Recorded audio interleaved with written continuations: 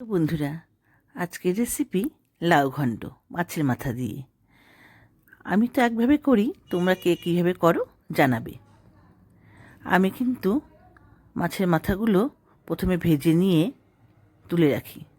লাউ তো কাটাই আছে, ঝিরিঝিরি করে কেটে রেখেছি।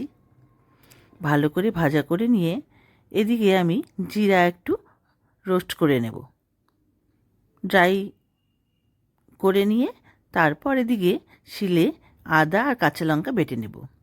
মাছ ভাজা হয়ে গেছে, মাছের মাথা।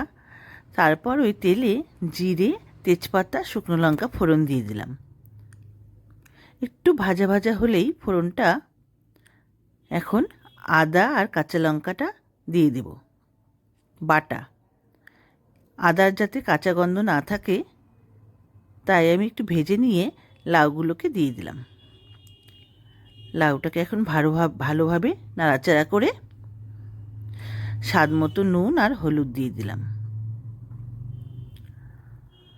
এখন একটু ভালোভাবে মিক্স করে ঢাকা দিয়ে দেব। ঢাকা দেওয়ার পর এদিকে আমি জিরেটা বেটে রাখলাম, একটা কাজ সেরে রাখলাম। এখন দেখো, ঢাকা তুলে লাউ থেকে জল বেরিয়ে গেছে। এখন মাছের মাথাগুলো দিয়ে ভালোভাবে নাড়াচাড়া করে আবার একটু মিডিয়াম ফ্লেমে ঢাকা দিয়ে 5 মিনিটের জন্য রেখে দেব। 5 মিনিট পর ঢাকা তুলে নাড়াচাড়া করে সেই জিরে বাটাটা দিয়ে দিলাম, ভাজা জিরে বাটা। বাস জিরে বাটা দিয়ে নাড়াচাড়া করে ধনে পাতা কুচি বেশি করে দিয়ে দিলাম, কারণ এতে দারুণ লাগবে ধনে পাতার গন্ধতে।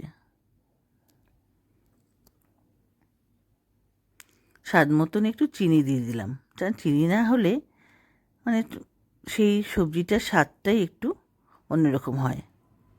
চিনি দিলে স্বাদটা একটু বেড়ে যায়। তাই আমার লাউ ঘন্ট ব্যাস এইভাবে তৈরি করে ফেললাম। তোমরা কে কীভাবে করো জানাবে নিশ্চয়ই। কেমন হয়েছে রান্নাটি জানাবে। তাহলে এখানেই রাখছি, আবার পরে ভিডিও নিয়ে আসবো। টাটা।